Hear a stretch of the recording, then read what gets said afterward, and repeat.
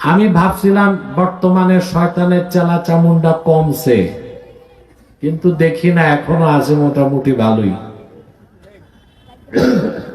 এখনো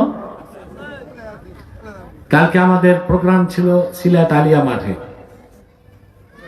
তাহরিকে খাতমে নবুয়ত বাংলাদেশ সিলেট মহানগরের উদ্যোগে আয়োজিত খাতমে নবুয়ত মহাসম্মেলন।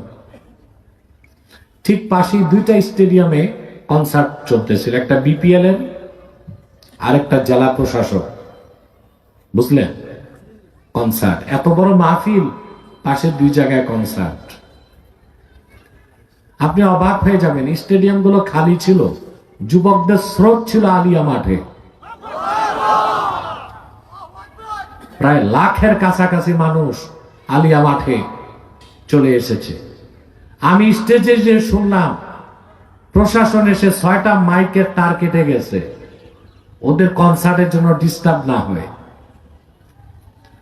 আমি শুধু বললাম আল্লাহর কোরআনের মাহফিল, সেখানে মাইকের তার কেটে কনসার্ট করার সাহসটা প্রশাসনকে দিছে কে?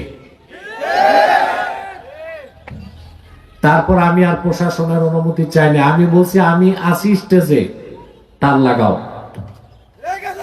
সব মাইক চলেছে, আলহামদুলিল্লাহ। শয়তানরা কাছেও আসতে পারে নাই। কথা বুঝতে পারছেন?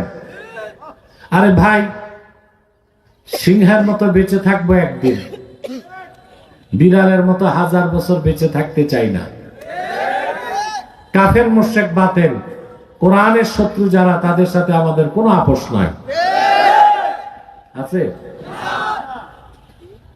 কালকের ঘটনাটা নিয়ে আলিয়া মাঠে সারা দেশে সোশ্যাল মিডিয়ায় লেখালেখি হচ্ছে, ঠিক না? পজিটিভ হচ্ছে লেখালেখি আমাদের পক্ষে। কিন্তু সবচেয়ে বড় কথা, 6টা হরেনের লাইন কেটে দিছিল মাত্র 10 মিনিট। আমি খুতবা পড়ি, আমি বলেছি মাইক চালু হবে, এবং মাইক চালু হয়েছে, আলহামদুলিল্লাহ। ওরা বাধা দিতে পারে না। এত পরিমাণ পুরা ময়দানটা জনসমুদ্র হয়ে গেছে, এই সব লোক দাঁড়ায় গেছে, মানে হুকুমের অপেক্ষায় যে কনসার্ট বন্ডুল করবে, আমি আর অত দূর যেতে দেই নাই, বুঝেন না? এতে তৃতীয় পক্ষ সুযোগ নিত।